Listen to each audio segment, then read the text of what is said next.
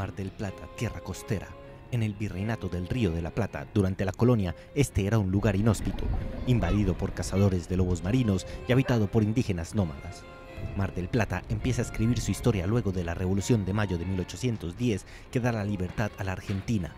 Es así que en el año de 1856, el portugués Coelho Mireles decide fundar un saladero que sería la base de una futura población en esas tierras. La primera actividad de lo que iba a ser la Mar del Plata, que era el puerto de la Laguna de los Padres, era de los portugueses, un asentamiento portugués, que comercializaba carnes y cuero. Tenía sus galpones donde secaban el cuero y la carne se salaba, ya que la carne se vendía como comida de esclavos para Cuba, para Brasil y para el sur de Estados Unidos, y los cueros se mandaban al norte de Europa.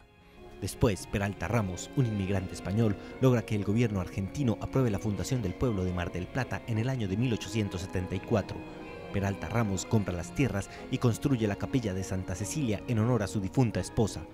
Esto, sumado a los esfuerzos de Pedro Luro, logra convertir a Mar del Plata en el puerto que es ahora. Y la llegada de Pedro Luro, un vasco francés que se incorpora a la comunidad para darle contenido, trae ovejas, hace un galpón de lana, planta trigo, también incorpora al primer pescador, que fue Peluso, un hombre que estaba en el barrio de La Boca, donde se habían asentado los italianos que iban a hacer la pesca, aparece acá en Mar del Plata, ve las bondades que había en esta playa de la materia prima del pescado, trae un cuñado y ahí empiezan a juntarse un montón de pescadores. De esa forma, Mar del Plata empieza a encontrar una unidad cultural alrededor del puerto y a fortalecer sus raíces. El puerto empezaba a tener sus habitantes, que trabajaban en la pesca muy fuerte,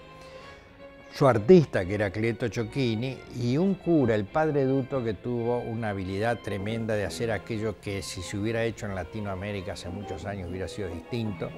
que fue aquello de permitir otra cultura, ¿no es cierto?, no combatirla y a su vez tratar de integrarla. Luego, con la Segunda Guerra Mundial, la crisis en Europa empieza a pedir recursos en el nuevo continente y la economía del puerto empieza a verse fortalecida. El mundo había quedado destruido, nosotros teníamos mucho alimento y el puerto empezó a crecer económicamente, las situaciones se fueron dando vuelta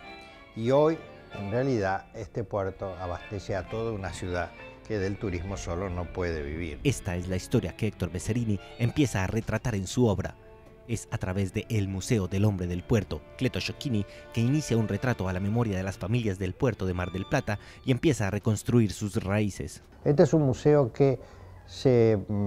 fue gestando allá por los años 1990 con la idea de contar la historia de la pesca y los pescadores en la Argentina y en el puerto de Mar del Plata, que es uno de los puertos pesqueros más importantes que existen. El Museo del Hombre del Puerto, un espacio que durante 20 años se ha preocupado por retratar la vida marítima en Mar del Plata y de esa forma acercar a turistas, habitantes y estudiantes marplatenses a tener una mayor pertenencia de esa ciudad.